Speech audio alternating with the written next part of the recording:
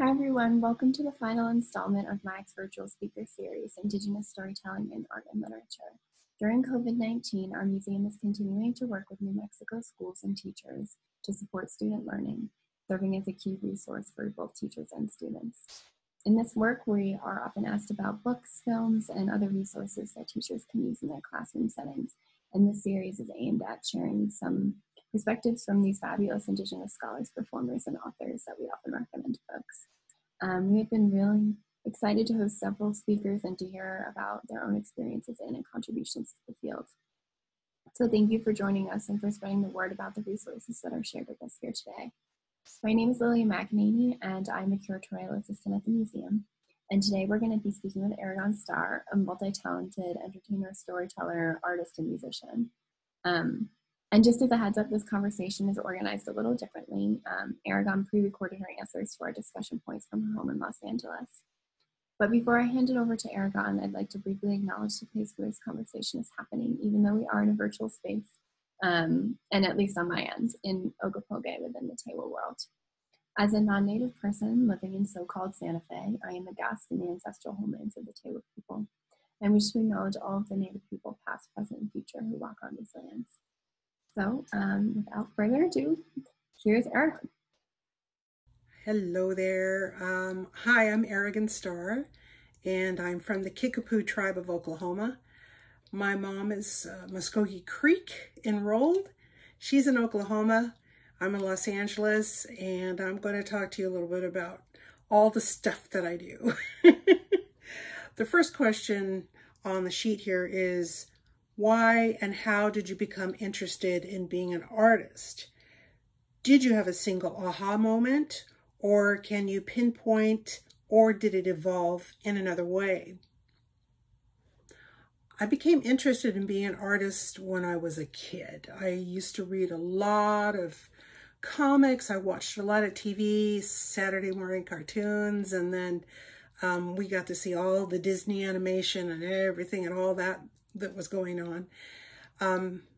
Those things really influenced me, and I love the storytelling aspect of it. I think being an artist was something that I always was. I just probably couldn't identify what that was because I always told stories, and my mom always used to say, "We have a long drive. Will you help me stay awake and tell me some crazy story?" You know, and I would just make stuff up off the top of my head and just keep her entertained. As far as like an aha moment, I think there was a time when I was in high school, and I remember there were these three forks in the road, and one of them was acting, one of them was music, one of them was art. And in that respect, what I kind of thought was like, okay, what can I do first? What will get me there the fastest? And what is like the most immediate communicator?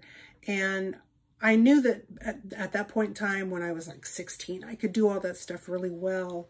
So what I decided to do was pursue music first, mainly because I loved the Beatles when I was a kid. And, you know, you can communicate a lot in a 2-minute and 30-second pop song. So I was kind of into that. And that really was like the impetus for me to move to Hollywood and try to make it in the business. And that making it in the business was kind of hard. And I know that you hear that from a lot of different people, but it is certainly true. And it is not for the weak of heart. You really have to have a lot of staying power and just a lot of, you know, I will not take no for an answer.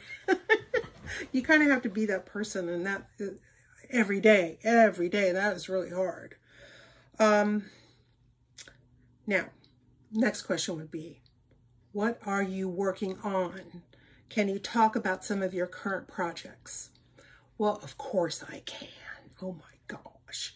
Okay, so I will start with Super Indian Volume 3. A lot of people know my work, not just as a musician or as an actor or a playwright or I don't know what you want to call me, but I did this thing called Super Indian. And the story of Super Indian is he's a reservation boy who eats tainted commodity cheese, and he gains superpowers. And that started as a radio series that was put together by the Native Radio Theater Project and Native Voices at the Autry in 2007. And the whole show was just filled with a lot of fun, a lot of Native actors and radio professionals, audio theater professionals, including the people at the National Audio Theater Festival in Missouri, and the late, great William Dufree, who was a Micmac writer, designer, and voice actor, and a lot of other people. Oh, and the fabulous Tony Palermo, who did all of the live sound effects. So imagine, if you will, this crazy story of a tainted commodity cheese, you know, fired up dude, you know, he, you know, we played it as comedy because that's always kind of like the through line through my work, is to infuse Native contemporary issues with comedy, because that is something that a lot of people don't expect from us, which is really kind of sad, because we laugh a lot. I mean, we just laugh a lot. That's the way we get through stuff. So taking this idea of Super Indian, reservation boy, transforming that idea into a radio program, it was a lot of fun. So we had live actors, we had live sound effects. It was taped in front of a live audience at the Wells Fargo Theater in Los Angeles. And it was eventually packaged as a 1-hour radio program by the Native Radio Theater and Native Voices One, and put out to the world across the country in 2007. So I wanted to do more shows, and there were some more shows written, but sadly the project didn't get funded, so, you know, there we are with that. But I still wanted to stay in that world because I enjoyed it. It made me really happy to, you know, think about this whole, like, reservation situation, and, you know, just tell some different kind of stories that were not all sad and soapboxy. I mean, I'm secretly soapboxy and very angry underneath, but you can cover that a lot with humor and laughter. And so basically I took the scripts that I'd written, and because, you know, when I was a child, you know, those 3 paths were, you know, before me still. I still continue to draw. I still continue to act and to sing and to write songs and plays and these comics. I took the skills that I had and transformed my radio plays into comic book scripts. And that's a very, very unique skill set to have. It's not, you know, you can learn it. It's not rocket science. It's not Marigold or Ross. This is, you know, stuff that people can learn how to do. So I learned how to write a comic book script, and it actually wasn't that hard, which was kind of cool. And taking that, you know, 10-minute script, 5-minute script, and then expanding the story, that was really neat. And I am just like, wow, my eyes were opened. And then to add the visual element of comic book art.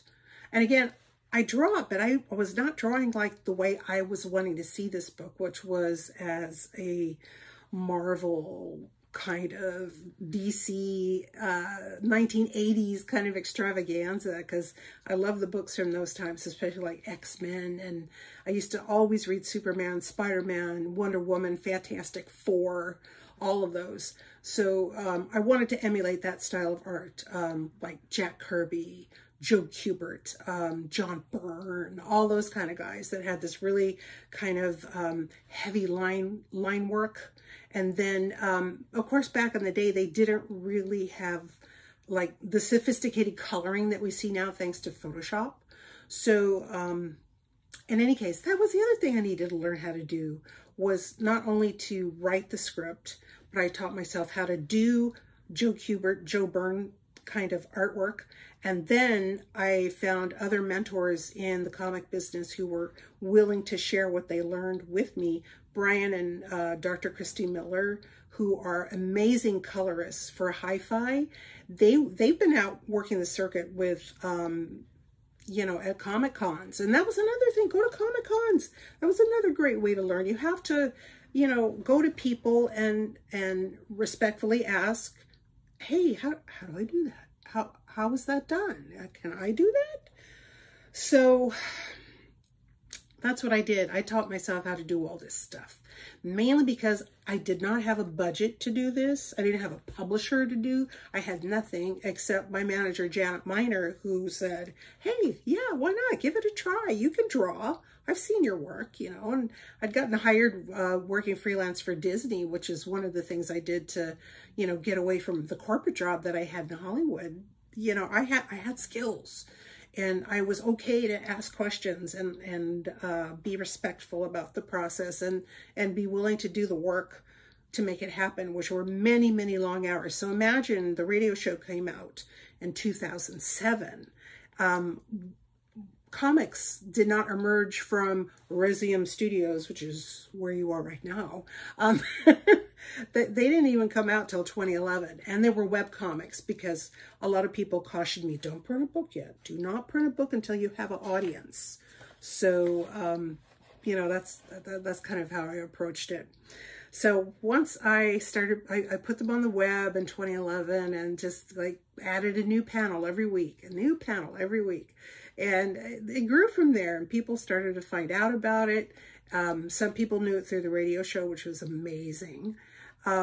So all these things kind of work together to, you know, you do it enough weeks, you've got product. And I designed my first books as like kind of line by line, panel by panel, to go up onto a website, but then also have it emerge as a full page that could be printed. And so suddenly I had enough to put a whole book together. There were 64 pages in Super Indian Volume 1, and then 64 pages in Volume 2, and there will be 64 pages in Volume 3, which is the current project. So that's kind of exciting. And I've been working on it way too long because I got sidetracked. I admitted I got sidetracked on other things like plays and music and other comics, and, you know, helping other people to, you know, get into the biz and do a lot of Comic-Cons myself. So let's get to the next question. All right. Oh, we're talking about this. How do you see your work with Super Indian, a radio comedy series, webcomic, and graphic novel impacting Native communities?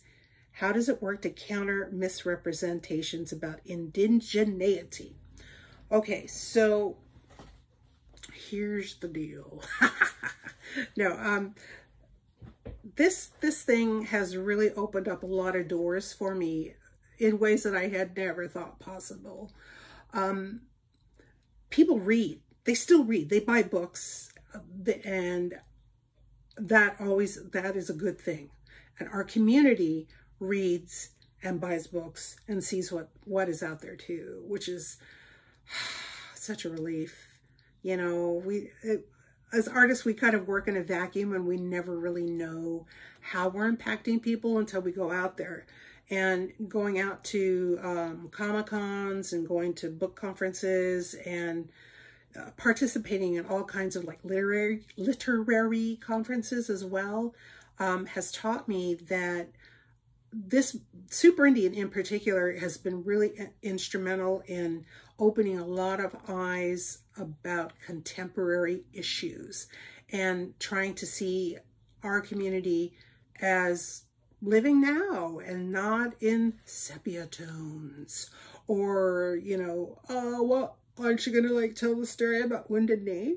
You know, which I could, but I'm Kickapoo, and that's another tribe story. That's somebody else's story to tell.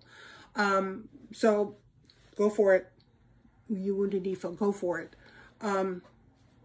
So what I wanted to say, I don't know what I'm talking about. No, I do know what I'm talking about. It's impacted the community positively because now kids are going, yeah, I got my own superhero. I got my Black Panther now. And now I got my Super Indian. You know, this crazy kid with his chain of commodity cheese and his fully intact family. This is no Batman affair where, you know, the parents get shot in the back alley and blah, blah, blah. This is like a guy who's got his family unit intact and is in a community and respects and knows his community. He makes mistakes. He's not perfect. In that respect, he's kind of a lot like Peter Parker from Spider-Man. So, you know, I think it's good for that outside community to see who we are, how we are. You know, I think that's really kind of cool, because it's busting the stereotypes. People are not expecting Native kids to like Star Trek or Star Wars or Battlestar Galactica or whatever, you know, or pop music or rap music or any of that kind of stuff. Of course, it's changed now. So even since the time I published Super Indian, those things are a little bit more accepted, which is great. So that is making a difference. And the books themselves are making a lot of differences, being accepted in college courses all over the country. That to me is like, what?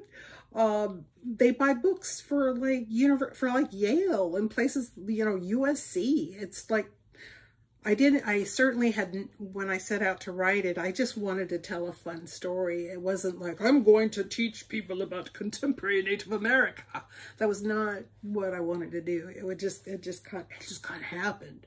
So that was kind of like one of the best byproducts of working on Super Indian. Okay, let's go on. Let's see.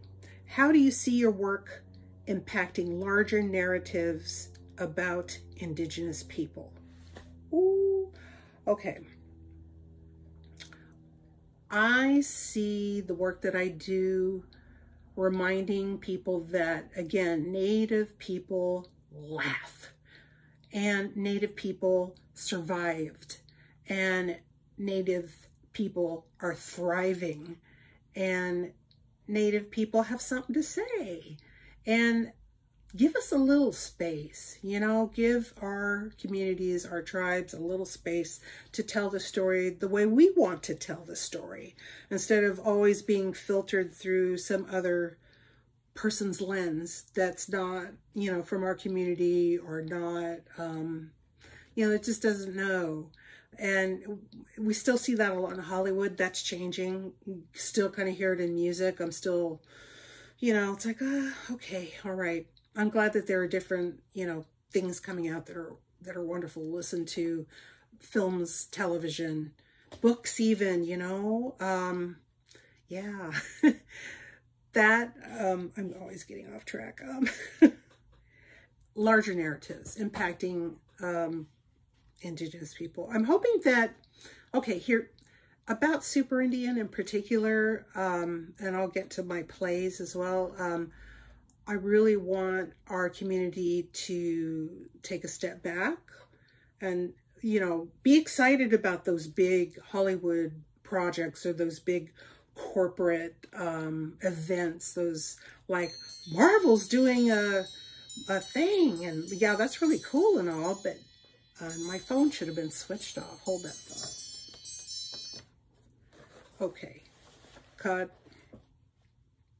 Okay, what I want people to think about as a larger narrative within the work that I do is for the kids to see it and say, I can do that too. I have the power. That lady did that by herself. It's like, yes, I did. I'm not going to say I did it completely by myself. I had help. I asked people. I was generous with my time, and other people were really generous with their time as far as, like, you know, hearing me out or reading what I was working on. And I think that that really impacts someone else's, like, dream. I was just seeing yesterday, Kim Ng is now a general manager of a Major League Baseball team, the Miami Marlins, but she's been working in the business for years. And one of her things was, you know, you can't be it until you see it. And that's what I feel about Super Indian. You cannot see a Native comic or imagine what a Native comic book would look like until you actually see one. And one, not just one that comes out from the big two, but also, you know, independent books and independent voices that, you know, we're just so dang persistent. We just got it. I had to tell this story. I really wanted to see it. So I had to make it myself, but I did it, and that's possible for anybody that's in our community to do that. Okay. What do you hope to accomplish with your art? Well, I hope to increase our visibility as a community, and also I would really like people to see not just my work, but anybody in our Native community that want to write, want to draw, want to act, want to paint, want to do, that they see that we're still here. And I can't even, it blows me away that even now people don't think we're around anymore, that we're something else. I mean, that was a thing. That was a thing like 2 weeks ago. So we need to be more visible with what we do, and doing art is a big way you can help. Okay, now what excites you about the field of Native art right now? You are so involved in many aspects of it, from drawing to singing to acting to comics, that you have a unique perspective on the state of things as a whole. I think the thing that excites me most about Native art right now is that we now have access to so much technology that wasn't available 20, 30 years ago. It would not, that long ago, wouldn't, even if I'd had the desire to print and publish my own comic, it would have been nearly impossible, because I don't have it. I mean, how much would it cost to get like 1,000 books printed back then? Crazy numbers. How would I even do it? I don't know how to make plates and mix CMYK inks and do all of that stuff. So now I can do it through the magic of Photoshop, the magic of Illustrator, the magic of designing on InDesign on a fabulous computer like the one that's behind me. I can do that now. I can make my own movies. I can make my own records now. I don't even need, you never needed a record company. But, you know, and you probably don't even need a studio anymore. So these things are being put in our hands for a reason. So hopefully people will take advantage of them. And as far as like all of that impacting on the stuff that I do, heck yeah, because that wouldn't have happened otherwise. You know, like I'm saying, the computer is really, you know, and just those drawing programs have really changed my life, and especially stuff like using a Wacom tablet, which is like the pressure sensitive tablet. You can now make your art look really expressive and look like you put pen to paper. So, and you can make infinite number of mistakes, which I do all the time. That's how it goes. Okay, almost to the last question. Are you listening or watching anything right now that might be of interest to is it MIAC? The viewers? I think the stuff that I listen to is pretty mainstream. I don't really, you know, I'm watching The Mandalorian like everybody, and I like to watch The Crown, and I listen to NPR. I'm boring. I'm really dull. But I put on, you know, all kinds of music when I work. And I think the thing that I really enjoy about all of the art and projects that I do is doing the research. I am reading so many books right now. I'm reading about 5 books right now. And mainly because this touches on something that was an earlier question that I didn't, I'm circling back. Okay. I'm working on a project about the Trail of Tears, which of course your audience will know the story of the Trail of Tears of the Cherokee, the Creeks, the Chickasaws, the Seminoles, and the Choctaws, from their forced migration from, it's not even migration, forced removal from the Southeast United States to Oklahoma. And I have some friends at the pop culture classroom in Denver who have hired me to do a couple of different projects. And this is the one they said, oh, this one's really important. And we know you're the one to handle it, because they do these historical comics for kids. And they're to be used expressly in the classroom along with a lesson plan. And you kind of have to take a certain tone with them. And we need to make more stuff for kids. I really think, you know, they need us to make more stuff for kids. So I'm reading about 5 books about Trail of Tears right now. I'm also working on a Jim Thorpe project, and that's writing a song about him right now. I'm also working on another play about a baseball legend from the 1920s. His name is Moses Yellowhorse. And then there's another baseball project that's in the works that I cannot discuss at this time. But, you know, things are coming along. And I have never been busier. So I'm going to stop this video a minute because I wanted to do a little reading from Super Indian. The lovely Debbie Reese asked if I would read something from it. I have a little preview of volume 3, so hold that thought. Okay, this is the reading portion of the video. I am going to read you a little bit from Call of the Wild, which is issue number 9 of Super Indian. And the story is about a crazed hunter that comes to the reservation looking for a particular bear, a very pesky bear, a very unusual bear. So here's a little bit. Now, just to kind of set this up a little bit, when you're writing comic books, you've got to be very descriptive about the scene as far as like what's going to be in this particular panel. And the panel is just like one of those little boxes. And you also have to think about what words are going to go within, you know, the text spaces of the boxes. So I'm just going to read it to you. You'll see what it is all about. Page 1, 5 panels. Panel 1, wide panel, title treatment, Call of the Wild. In the middle of the night, bright headlights cut through the darkness of the Leaning Oak Reservation's tribal forest. We see dark foliage with sinister-looking, glowing eyes looking at the intruders from the darkness. A group of hunters riding in jeeps are silhouetted against the pre-dawn light. Narration box.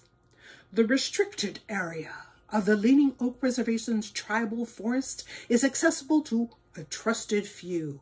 This dark forest holds the remnants of the resium-tainted cheese that gave Super Indian his powers. Few know that the resium leaked and affected the soil. Plants and animals live there now. A strange vehicle cuts through the pre-dawn darkness. Panel 2. Small panel inset into the larger panel right-hand corner. We see the face of their leader, Tad Nugget. He's an older, washed-up rock star with a craggy face framed by wild, straggly hair. He is smug, self-satisfied, and righteous. Tad Nugget.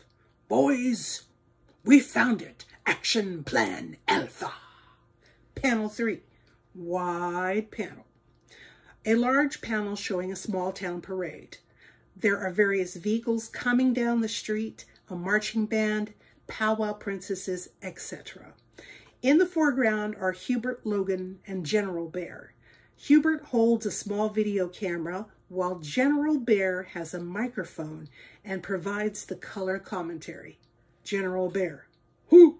We're streaming live from Face Page from the annual Harvest Parade in downtown Leaning Oak. I have never seen so many Pendleton blankets on the hoods of cars in my life. There goes Miss Leaning Oak, Priscilla Yellowshirt. I think she's got a lock on that title for life, just like her dad. Panel 4, medium panel. Closer shot of Tribal Chairman Jerry Yellowshirt, sitting on the back of a convertible. He's slightly greasy as he waves. He wears a loud business suit and an outrageously big bolo tie. General Bear continues his commentary. General Bear: "That's Chief Yellow Shirt, Priscilla's dad, rocking the biggest bolo tie this side of New Mexico.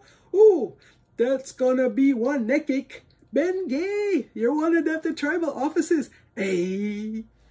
Panel 5, medium panel. Another look at the parade participants in the back of a pickup truck. This is the esteemed Professor Jason Haskell, educator and expert in the science of the mind. He's in a wheelchair, surrounded by nerdy native science kids, including Tilly Thunder. General Bear comments. General Bear: "Well, if it isn't resident fangirl Tilly Thunder with some of our youth science team. Who's that guy in a wheelchair?" I think that's enough. It's just the first page. So I think that's all I want to comment on the projects, the stuff. And I'm really glad to have been asked to participate in this. I love creating, I love telling stories, and I am just thrilled to be part of this. And thank you for your time. Appreciate it.